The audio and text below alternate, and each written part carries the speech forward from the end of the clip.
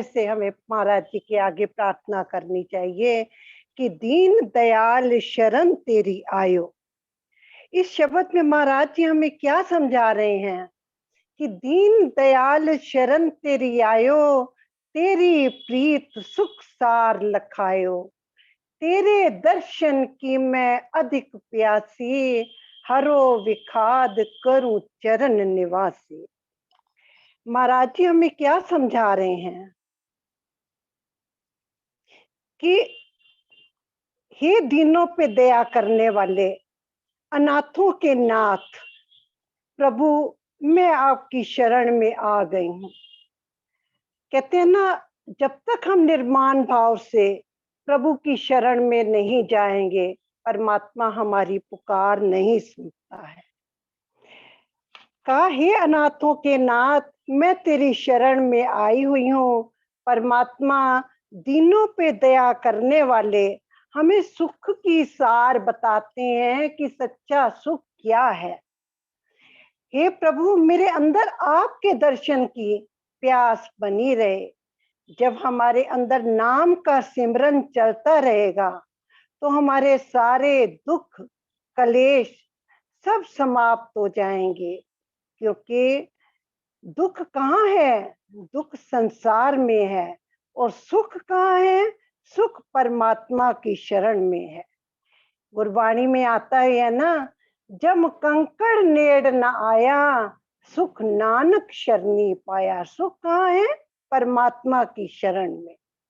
और जब हमारा मन दुखी होता है तो हम ईश्वर के आगे प्रार्थना करते हैं कि हे प्रभु, मन मेरे की दुविधा काट, दीन दयाल पुरख सुखदार। हे प्रभु, मेरे मन की दुविधा, क्योंकि मन क्या है? संसार में दुखी सुखी होता रहता है। तो इस दुख सुख के को दूर करने के लिए गुरुदेव के आगे क्या प्रार्थना करनी है? हे प्रभु, मेरे मन की दुविधा काट, दीन दयाल, क्योंकि परमात्मा दीनों पे दया करने वाले हैं, वो ही हमें सुखों की दात देते हैं। हम गुरुदेव हमें और भी प्रार्थना के माध्यम से समझा रहे हैं वाणी द्वारा कि कोई न थाओ बिन प्रभु तेरे, तेरी प्रीति सुख सार घनेरे। करो कृपा प्रभु अंतर्यामी, साची प्रीत पावा विश्रामी। मनुष्य जब संसार में चारों तरफ से हताश और निराश हो जाता है, तब उसे किसी तरफ से कोई सहायता करने वाला नजर नहीं आता है। तब संसार मनुष्य को कैसे दिखाई देने लगता? असार, कोई सार तत्व चीज नहीं समझ में आती है। और सब तरफ से निराश होकर उस दीन बंधु, कृपा सिंधु, अनाथों के नाथ, पतितों को पावन करने वाले निमानियों के मान भगवान की याद आती है। जैसे ही जीव दुखी होकर गिड़गिड़ाकर प्रभु को निर्माण भाव से पुकारता है, कैसे पुकारता है? निर्माण भाव से पुकारता है, तो महापुरुष संतों का आसन जो है ना, डोलने लगता है। तब भगवान उस दुखभंजन भक्तों के मन की जानने वाले परमात्मा अपने भक्तों को बचाने के लिए वैसे ही दौड़ आते हैं जैसे द्रौपदी की लाज बचाने के लिए गुप्त रूप से भगवान दौड़े आए थे और उनकी रक्षा की थी। बस हमारी पुकार में, हमारी प्रार्थना में एकाग्रता और समर्पण वाला भाव होना चाहिए। क्योंकि ये प्रार्थना क्या है? ये हमारे जीवन में कवच का कार्य करती है। अब प्रश्न उठता है, ये कवच है क्या? जिस प्रकार कोई वीआईपी पर्सन, जैसे important person, minister, prime minister आते हैं, तो उनके लिए क्या होता है? उनकी सुरक्षा के लिए उन्हें कवच पहना दिया जाता है। वैसे ही ये कवच कैसा है? ये बाहरी कवच है कि शरीर को बचाने के लिए ये कवच पहना दिया जाता है। ठीक उसी तरह से मेरे गुरुदेव ने भी हमें नाम रूपी आंतरिक कवच पहनाते हैं, ताकि हमारे अंदर किसी प्रकार का विकार, क्योंकि ये जीव 5 विकारों से हर समय घिरा रहता है। ये 5 विकार जीव पर हमला न कर सके, व संकट आने पर इस मन को निर्बल नहीं होने देते हैं। ये मेरे गुरुदेव हमें ऐसा कवच पहनाते हैं। ये कवच कौन सा? ये महामंत्र रूपी कवच है। प्रार्थना या अरदास करने से हमारे सारे संकट, दुख, अस्वस्थता और चारों ओर घूमने वाला जो मन है वह परमात्मा में लग जाता है। महाराज जी के मुखारबिंद से जो वाणी प्रकट हुई है उसमें गुरुदेव ने कहा भी है कि प्रार्थना, मंगलाचरण और ईश्वर में माँ के शब्द जो भी प्रेमी प्रेम से पढ़ेगा, सुनेगा और अमल में लाएगा, उसे परम सुख की प्राप्ति होगी। अब ये प्रार्थना क्या है? प्रार्थना ये हमारी आत्मा का भोजन है। हम भोजन करें या न करें कोई फर्क नहीं पड़ना चाहिए, पर जब तक हम भजन न करें, ईश्वर के आगे प्रार्थना न करें, प्रार्थना तो हमें जरूर करनी चाहिए। इसलिए हमें कम से कम सुबह शाम जो गुरुदेव ने महामंत्र का सिमरन बताया है, सुबह शाम हमें थोड़ी थोड़ी देर बैठकर जरूर करना चाहिए, क्योंकि ये क्या है? ये हमारी आत्मा का भोजन है। और प्रार्थना क्या काम करती है? कहते प्रार्थना जो है आत्मा की सच्ची पुकार होती है। क्या? आत्मा, प्रार्थना जो है आत्मा की सच्ची पुकार है। महाराज जी ने हमें मंगलाचरण में भी समझाया है कि हृदय सिमरो नाम को, नित चरनी करो डंडोत। हमें कैसे सिमरन? मुख से नहीं, हृदय से परमात्मा के नाम का सिमरन करना है। और आरती में भी समझा रहे हैं गुरुदेव कि अंतमति मूढ़ा नित्य प्रति, तेरे चरनी करें पुकार। परमात्मा के चरणों में हमने पुकार करनी है, क्योंकि हम संसारी हैं, अज्ञानी हैं, अंधमती हैं, हम मूर्ख हैं, जानते हुए भी अनजान बनकर बन जाते हैं। इसलिए हमें सच्चे मन से परमात्मा के आगे प्रार्थना करनी चाहिए। जब हम अपनी असमर्थता या लाचार हो जाते हैं तो सब कुछ छोड़कर ईश्वर पर भरोसा करने लगते हैं। कहते हैं कि प्रभु केवल आपका ही आसरा और आपका ही सहारा है। कहा है ना, कोई न थाओ बिन प्रभु तेरे, तेरी प्रीति सुख सार घनेरे। केवल परमात्मा से जब तक हम प्रीत नहीं करेंगे, प्रेम नहीं करेंगे, हमें सुख की अनुभूति नहीं होगी। इसे हम एक उदाहरण द्वारा समझने का प्रयास करते हैं। एक हिरणी गर्भवती थी। वो जंगल में आराम से धूप में सो रही थी। इतने में क्या है, एक शिकारी आता है।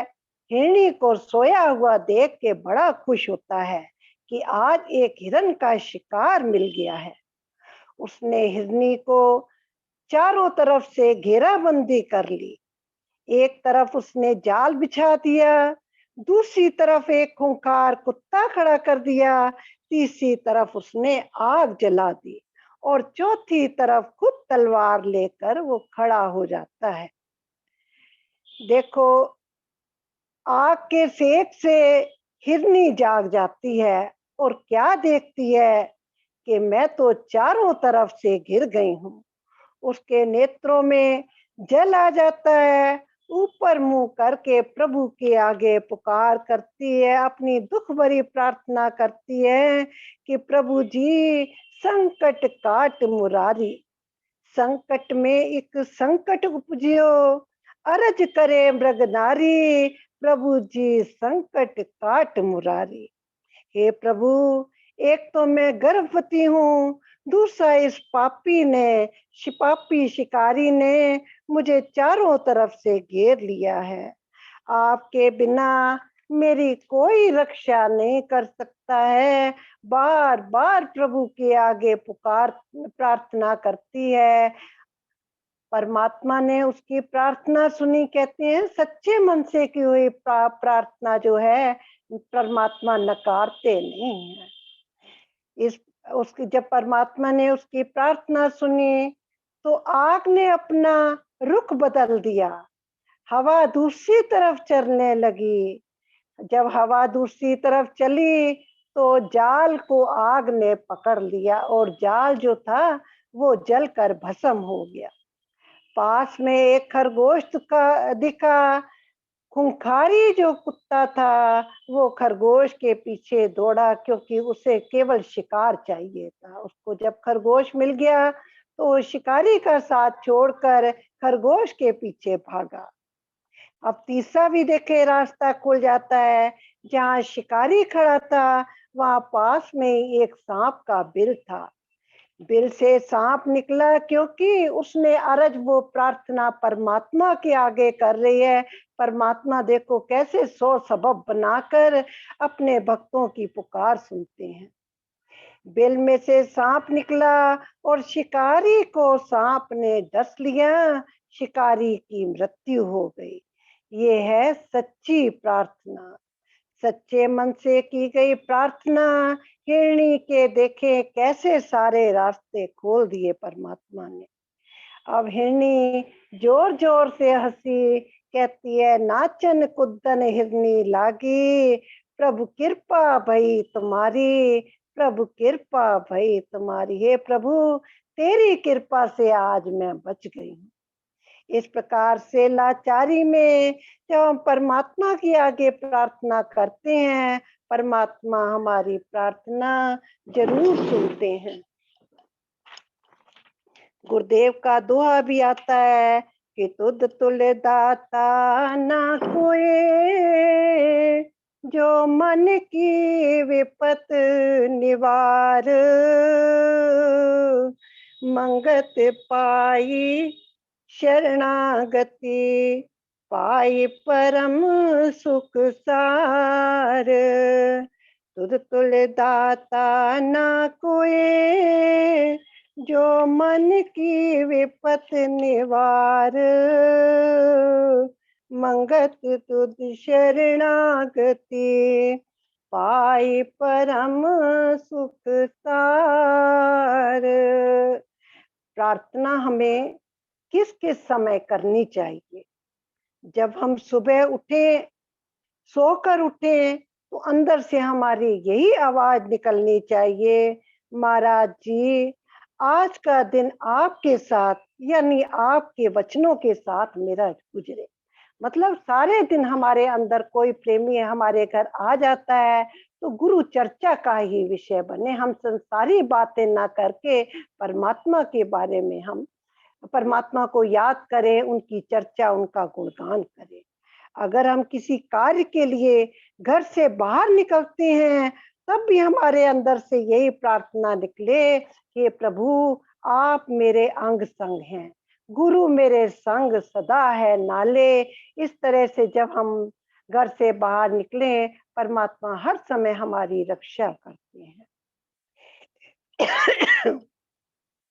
जब हम रात को सोने जाएं तब भी हम अपने गुरु के आगे प्रार्थना करें, महाराज जी मैं आपकी बड़ी आभारी हूँ जो सारा दिन आपने मुझे अपने साथ जोड़ा रहा है। जो भी है प्रभु मेरे से दिन भर में गलतियां हुई हैं, कोई कमियां हुई हैं, प्रभु आप ही हमें क्षमा करें, आप ही हमें माफ करें, क्योंकि मुझे केवल आपका ही सहारा है। दास से कोई त्रुटि हो तो क्षमा करें। ओम ब्रह्म सत्यम सर्वधा।